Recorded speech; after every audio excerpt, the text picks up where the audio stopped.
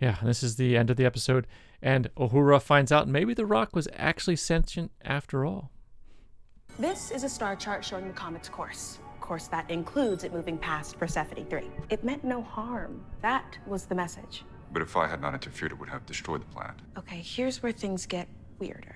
When we zoom in on the image, we find this shape. This is an image of the chunk of ice that broke off from the comet as Lieutenant Spock flew his mission. They're identical. You're saying the comet sent this message before Spock was able to correct the comet's course? It is highly improbable the comet could have randomly guessed the shape the ice the fallout would take with such accuracy. Unless your flight was foretold. The comet's flight path and its, mission to seed that planet was predicated on you flying that shuttle to move it. It knew its fate, you might say.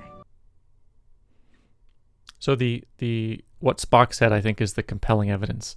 You've got this sort of random ice shape that you would expect to be random and completely unpredictable. It's a match from a prediction before.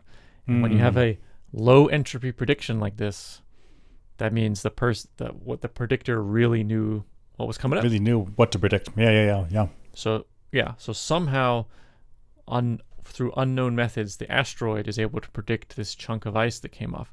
And since it has the idea of ice chunks and prediction and all this stuff, something sentient is going on. Well, my guess on this was that this was information that the Enterprise now learned, and then in the future they send that information back into the past, and they're like, we need to code it somehow so that way Enterprise in the past knows about this. And so like, let's give them the ice shape because we know what that's going to be. So let's give that back to us in the past, and then when they decode the signal, they'll be like, oh, this was a clear message. We need to do this, but they can't just outright say it for time violation, causality issues. So they decoded it they encoded it into this music-y stuff, I guess. I see. So this is a little bit of evidence that the asteroid is sentient, but it's probably a more mundane time travel explanation. Yeah, mundane. Somebody from the future knew what the ice crystal would look like, possibly them from the future, to help guide them to move the asteroid. Yep. I see that. And that's probably an easier hypothesis to swallow. Easier? That means you have a different one? I guess you could say that the asteroid is sentient and has super time travel powers. That's also something consistent. Okay, yeah.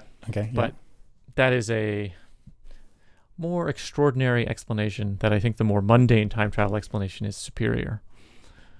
Thank you. Right? Is that wrong? Yeah. You should generally go for the simpler explanations. Yeah. Unless your hand is forced and then you got to go to a complicated one, sure. Yeah. Which, in fact, if you wanted to conclude that the asteroid was sentient, you would want more evidence like this to continue to pile up. And then you'd be like, okay, I can't keep dismissing this sentient hypothesis when this keeps happening. But I think this one off. Maybe I'm not ready yet. I see it. Maybe it has something to do with that ribbon from Star Trek Generations. Because it exists in like multiple places in time. What is the ribbon? The ribbon. What was it called? From Star Trek Generations, the movie. It was called the Nexus. And it like flew around through time, and it was like kind of sentient, kind of not, kind of whatever. Oh yeah. Maybe this is like the brother of the Nexus. It's an asteroid. Destructive temporal energy ribbon, which crossed through the galaxy every 39.1 years. Moving quick. Heaven-like realm in which one thoughts and desires shaped reality. So yeah, this meteor Mahanit could be a ribbon-like thing, a Nexus thing. Yeah, a Nexus style thing. I mean, 39.1 years to go through to like reoccur in the galaxy. That thing is ripping. But I guess if it has temporal stuff, that's true. Time may be different for it. That's true. So it's okay. But from our perspective, it's like ripping through the galaxy. But from its perspective, it's just lollygagging. We'll see. I'm pretty sure this is going to come up again at some point. I hope so. See what the conclusion is. Could be cool. Yeah. All right. See you guys next time. Next time.